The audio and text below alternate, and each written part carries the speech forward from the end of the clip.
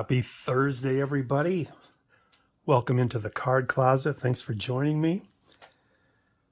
Tonight, I'm going to show another set that I've completed from the 1970s. And this is the 1970-71 Topps basketball set. 174 cards, or 175 cards in the set. And it's an interesting set. We'll go through the whole thing here. A lot of these photos I'll have snarky comments on. A lot of guys wearing gym uniforms in these pictures. But anyway, let's dive right in. The set starts off with some cards showing the 69-70 championship, which was won by the Knicks. And we've got some pictures of Willis Reed, Knicks against the Lakers. We've got Jerry West, Wilt Chamberlain, Dave DeBusschere, more Jerry West, Bill Bradley. Looks like blocking Jerry West shot there. So it looks like there's a card for each game. And then we get into games 6 and 7. I guess it was a 7-game series. Kind of wonder if that game's out on YouTube there. Walt Frazier taking the shot there in the game 7 photo.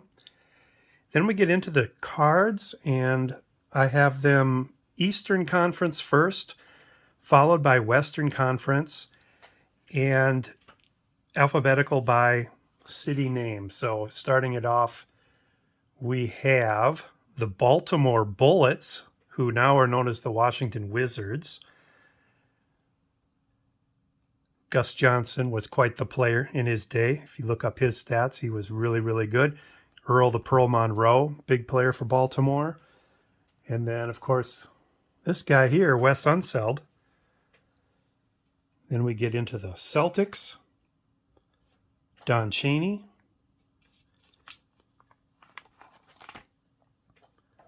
John Havlicek. Havlicek was the second leading scorer in the NBA that year. Here's Don Nelson. People that are under the age of 60 probably remember him more as a coach than a player. Satch Sanders, JoJo White, a lot of good players on the Celtics. Notice that a lot of these jerseys are turned backwards. And, you can tell because the neckline is so high and close to the throat, to their throats. And sometimes you can just see that their name is on the back. I've heard various reasons for this. Probably the one that sounds the most plausible is that the logos, they didn't have permission to print the logos. So that could very well be true. I would have to do some research on that. But then we get into the Buffalo Braves. And not a lot of real known players here on their team, but here's the first guy wearing just a white t-shirt and a blue background. Buffalo, they're all wearing their jersey backwards here, it looks like.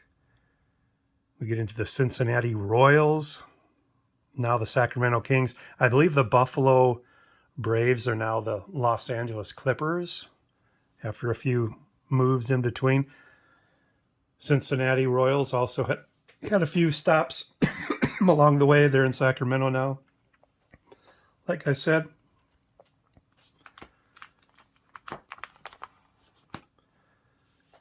Then we get into Cleveland.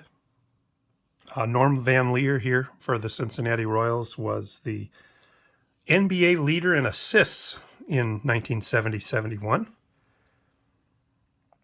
Cleveland, not a lot of guys that are well known here. This is John Warren. He played on those UCLA championships alongside Lou Alcindor at the time. Here's Dave Bing on Detroit.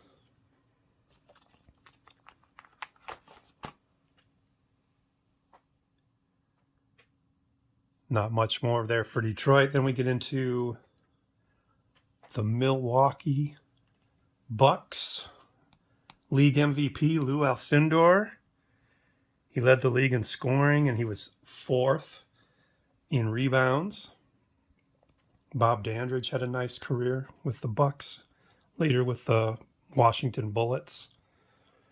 Oscar Robertson, Hall of Fame point guard, Mr. Triple-Double before Russell Westbrook came along. Robertson was second in the league in assists that year. There's Guy Rogers. I believe he coached for a while in the 80s, early 90s maybe. And more Milwaukee Bucks. Then we get to the NBA champion New York Knicks. Lots of big names here. Bill Bradley became a senator. Dave DeBusschere, Walt Frazier, Willis Reed, Cazzie Russell. Just a great, great team.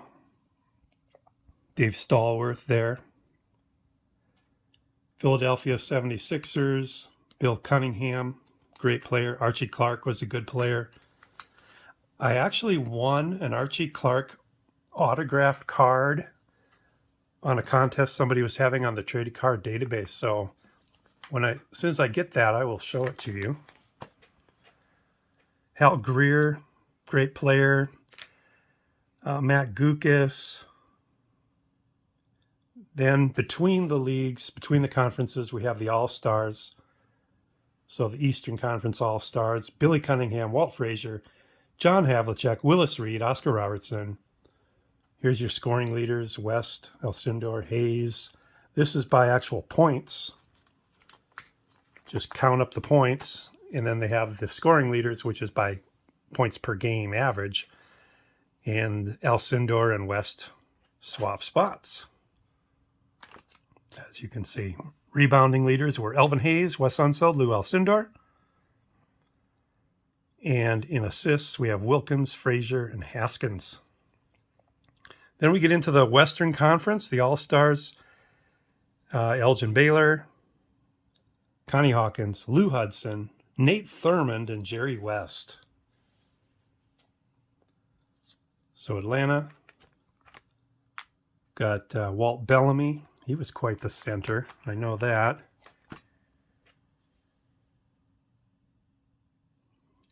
Here's the biggest card in the set, Pete Maravich rookie card. I picked up that several years back. I do need to upgrade it someday, but for now it fits in with this set. His teammate Lou Hudson was another incredible player. Get into the Chicago Bulls.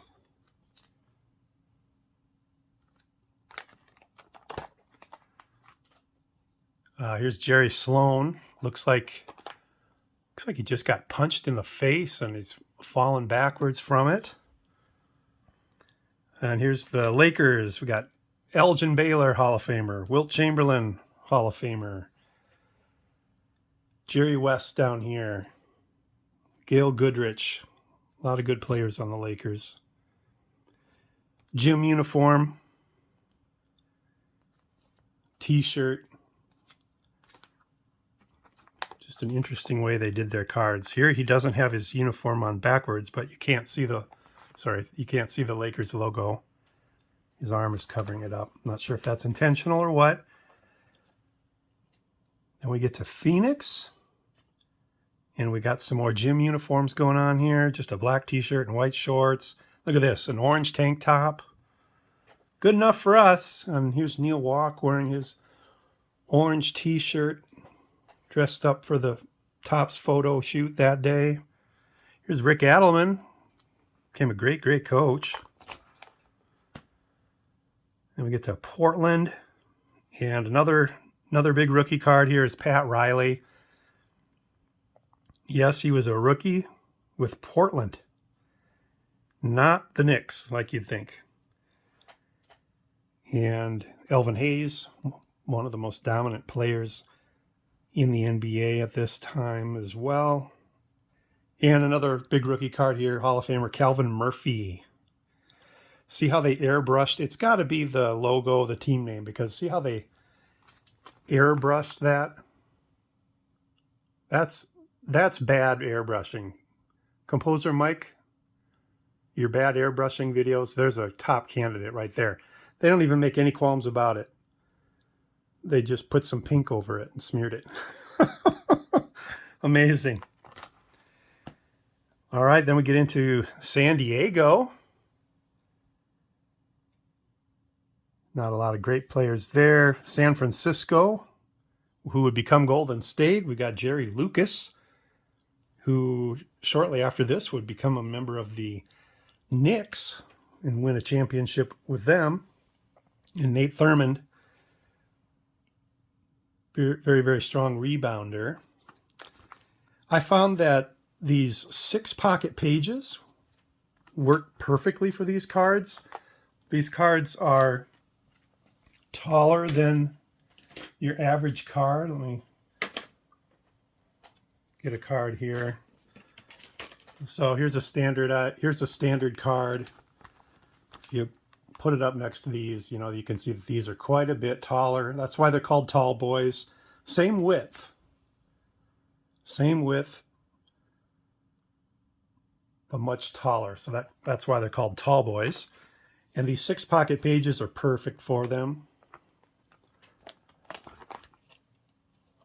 The last card I needed was Lucius Allen. I think I might have showed that card in my last ComC order video and mentioned that he was the last one I needed. And then you've got a couple more Seattle players here. Rod Thorn.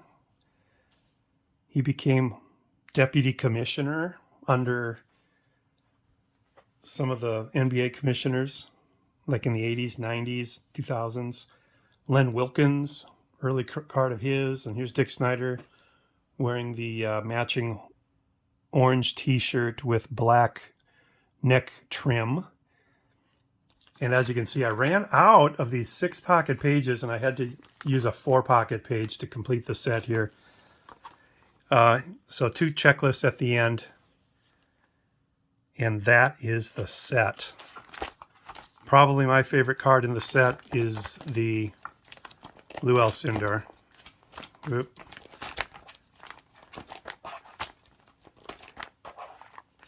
And even though he was league MVP, I find it interesting that he's not the Eastern Conference All-Star center. Or was he? Well, he was with Milwaukee. They jumped around. Maybe they were Western Conference this year. I don't remember. No, it's Nate Thurmond in the West. So, league's top scorer, MVP, Lou Alcindor. Didn't make the Topps All-Star team. That's kind of surprising. But, overall, not one of my favorite sets, to be honest with you. The pictures are very boring. They're just, canned poses. Sometimes you can tell that these backgrounds are not, they're not really standing up in front of a yellow wall. You can see that the pictures were trimmed. You can see the choppiness of their hairline. One that's really bad is JoJo White here. I mean, they obviously took a picture of him, cut it out with the scissors, and then put it over this blue background. I think they did that with a lot of them, and it just doesn't look that good. And no real shots from games, other than the beginning of the set here. So not a favorite of mine. It's a fun set though. Some really awesome players. What's interesting is that the ABA was going strong in 70-71, but they did not represent the ABA teams in this set. That wouldn't be until the next year, 71-72, that they would start having the ABA teams. So I'm not sure if they didn't have an agreement with the ABA or what, but they just didn't do it. And, like I said, the jerseys are all goofy. Some of them are just wearing t-shirts.